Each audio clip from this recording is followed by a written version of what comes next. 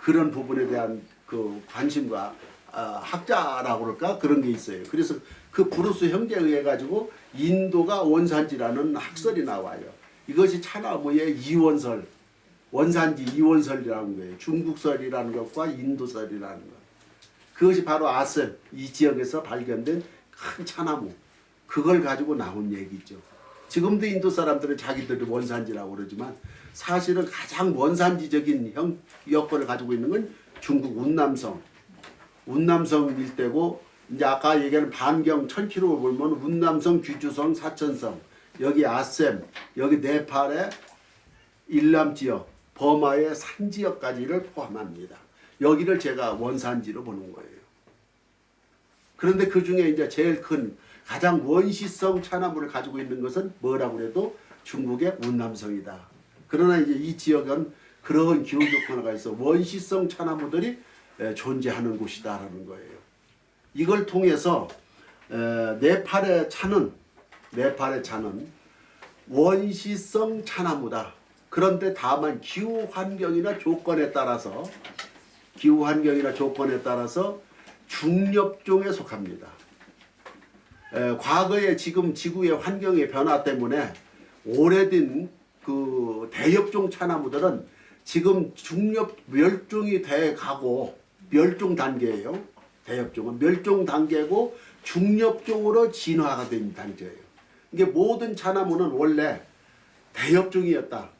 그런데 중엽종 기후 변화에 따라서 변종이 되어 가지고 서서히 자기 몸집을 줄이는 겁니다. 그래가지고 중엽종 그리고 소엽종 상태에서 지금은 지구상의 모든 차나무의 전체 수량의 약 80%가 소엽종이에요. 그리고 중엽종 그리고 1% 남짓도 안 될 0.1% 남짓이 대엽종이라고 할 수가 있습니다. 숫자로 대엽종은 셀 수밖에 없는 거죠. 지금 인도나 이쪽 네팔에 있는 모든 차나무는 중엽종 계통의 차나무입니다. 네팔의 차나무는. 그러니까 진화에 의한 변종이 더 빨리 이루어졌다 이렇게 봐야 되겠죠. 그러면 재미있는 것이 있습니다. 그 다음에 여러분들이 꼭 기억해야 될 건 뭐냐면은, 자, 날씨 기온이 떨어질수록 나무가 축소를 해서 소엽종이 됐어요. 소엽종이 되니까 이해를 하는데, 그 다음에 날씨가 추우면은 차나무가 합성하는 성분이 무슨 성분이에요? 날씨가 추울 적에 차나무가 합성하는 성분, 광합성에 의해서 제일 많이 생산하는 성분이 뭐예요? 그러면 아미노산이에요. 아미노산 계통이죠. 아미노산이고, 날씨가 더워지면 더워질수록 합성이 되는 성분은 포리페놀이죠. 그러면은 우리나라에 있는 차나무는 아미노산 함량이 높아요, 포리페놀 함량이 높아요? 아미노산 함량이 높고, 네팔의 차나무는 포리페놀 합성이 높아요, 아미노산이 높아요? 포리페놀 계통 합성이 높아요. 그래서 포리페놀의 성분은 발효를 시키기에 좋아요.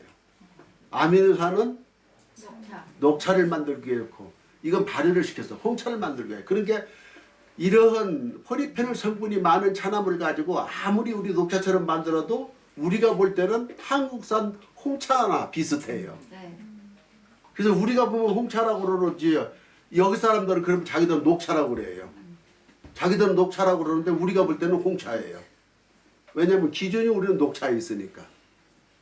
그걸 또 따지면 아미노산 함량이라든가 포리페놀 함량을 비교해보면은 여기는 포리페놀 함량이 높기 때문에 발효를 시키면은 발효는 잘 되는데, 이게 발효를 안 시키고 만들어도 뭐 기본적으로 아미노산이라든가 이게 적기 때문에 녹차의 순수한 그런 맛이 안 납니다.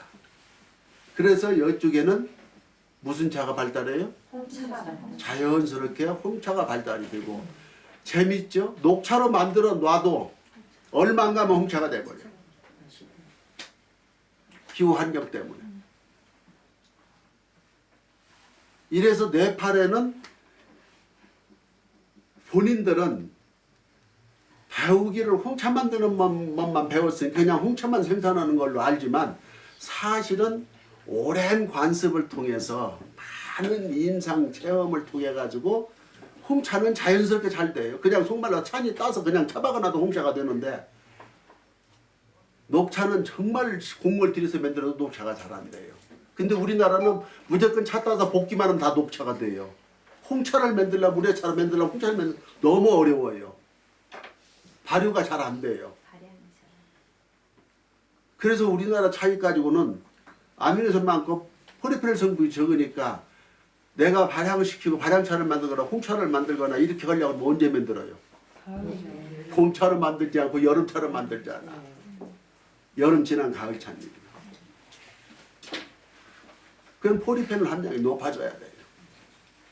그러면은 네팔의 차는 홍차 만들기에 좋은 차나무고 차나무는 중엽동 계통의 차나무다.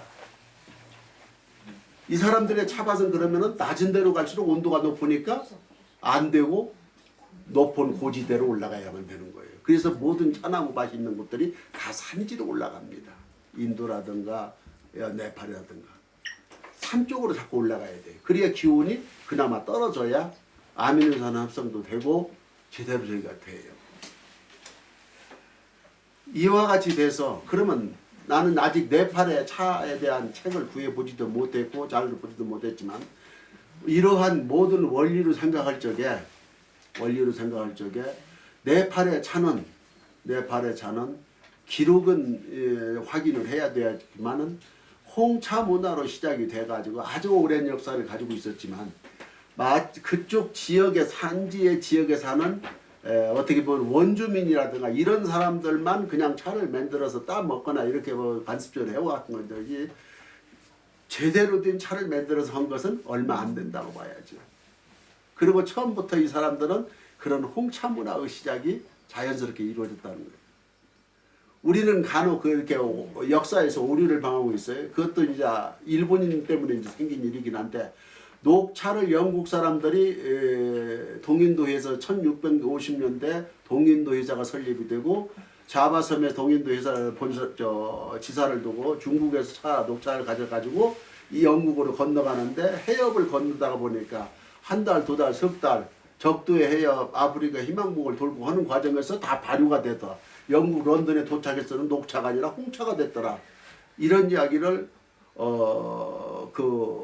아주 오래전에 썼어요.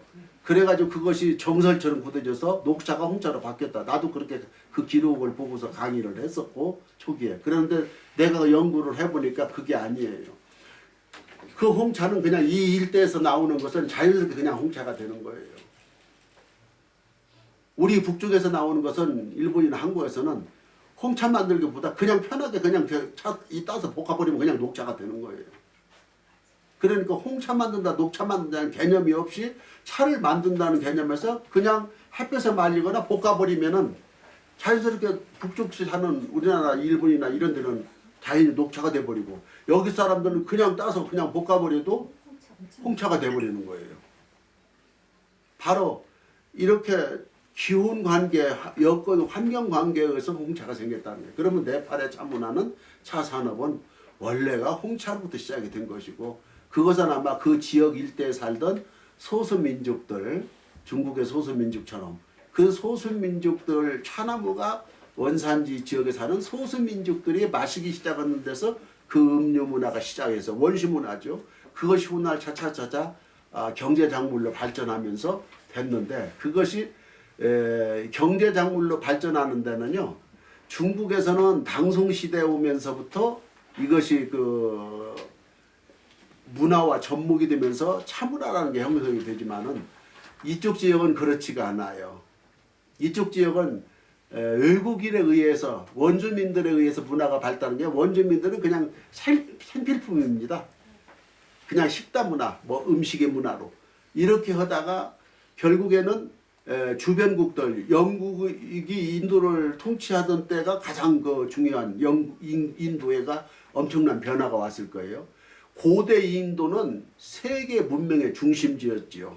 불교라든가 모든 게. 그랬으나 중세 시대 인도는 멸망을 거의 막 쇠퇴하고 무너졌죠. 영국이 통치를 시작하면서 서구 문물이 들어오면서부터 인도가 변화를 됐고 영국이 특히 홍차 문화를 가지고 발전하면서 영국이 차하고 네덜란드 동인도 회사를 만들면 네덜란드가 먼저 만들어요. 그러나 영국이 통치권 안에 있었다 보니까 영국하고 전쟁을 일으키죠. 그 영국이 이겨요. 그러므로 해서 영국이 차를 독점을 하고 그 독점한 차를 미국에 갖다 팔다가 독립전쟁으로 발전을 하고 이렇게 해서 세계화되는 데는 영국의 역할이 컸죠. 그때 그 동인도 회사 이런 회사들이 이 인도나 네팔이나 이 차를 거의 독점을 하죠.